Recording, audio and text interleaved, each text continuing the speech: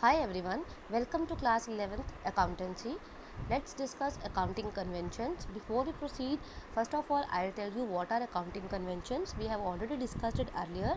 In my earlier videos I have already taught you about accounting conventions. So accounting conventions are the basic guidelines according to which every business organization has to maintain the accounting records. Now let us discuss the various accounting conventions. Now the four accounting conventions in accounting principles are disclosure, consistency, conservatism and materiality. Let us discuss all these conventions one by one. First of all, the first convention, accounting convention, is disclosure.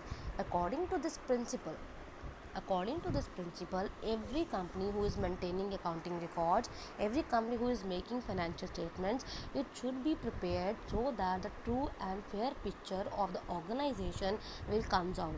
Because the users of the accounting information, they wants to know the actual picture of the organization, and if we will not disclose each and everything of the organization, then the true picture will not comes of the accounting information. So all the materialistic things, all the relevant information should be there in the financial statements according to the principle of disclosure. Now the next is principle of consistency. According to this principle, every company who is maintaining the records, they are using certain methods. So they keep on changing the methods. So they should not do that. They should follow only one method. They should stick to only one method so that accurate results will come out. So according to consistency principle, all the business organizations who are using methods, they should stick to only one method. The method should be changed only in that case if new method is considered better than the previous one, so that the true picture, the true and fair picture of the company will come out. Let's move towards the third principle. Third is principle of prudence. It is also known as principle of conservatism. According to this principle, every business organizations will account all the unpredictable, all the anticipated losses. हर एक business concern को future losses को record करना ज़रूरी है, but it will not record any unforeseen any future profits और incomes. लेकिन कोई भी अगर इनकम है, कोई भी प्रॉफिट हो रहा है इन फ्यूचर, अगर लग रहा है होने वाला है, you will not record that. हम वो रिकॉर्ड नहीं करेंगे, but we will record all the expenses, all the losses which are yet to be made by the company, जो अभी होने हैं, हुए नहीं हैं, जिनके बारे में हमें थोड़ा सा शक है, हमें डाउट है कि हो भी सकता है, नहीं भी हो सकता, लेकिन एक परसेंट भी अगर शक है तो we have to record all such expenses in our books of accounts. This principle says that. Next is the matching principle. Now what this principle says, this principle states that separate disclosure on a financial statement is not required. अगर आपको लगता, materiality principle, sorry, according to this principle, if the company wants that this information, that a particular information is not required because because its knowledge is very small, it does not affect the decision of the users, so company can avoid that statement. Company can avoid to record such statements.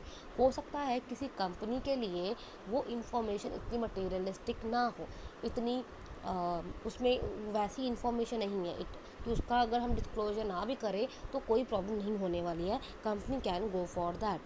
For example, एक company है जिसको करोड़ों का benefit हो रहा है, उसको करोड़ों का फ़ायदा हो रहा है, और अगर वो कोई 10,000 का कोई खर्चा ऐसा हो भी गया है जो बड़ा माइनर सा है उसके लिए, 10 जिसको करोड़ों का बेनिफिट होता है वो हज़ारों की कोई अगर एक एंट्री ना भी रिकॉर्ड करेगी तो उसको ज़्यादा फ़र्क नहीं पड़ेगा, because that information is not that much material for the company who is earning in crores, but the company who is earning in thousands only, for such companies that information of 10,000 is very much important, so that company has to record such information.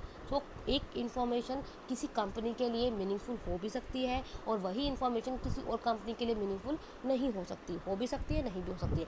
It depends upon the situation of the company. If company wants to ignore such information, company can go for that. Let's discuss it in a broader sense.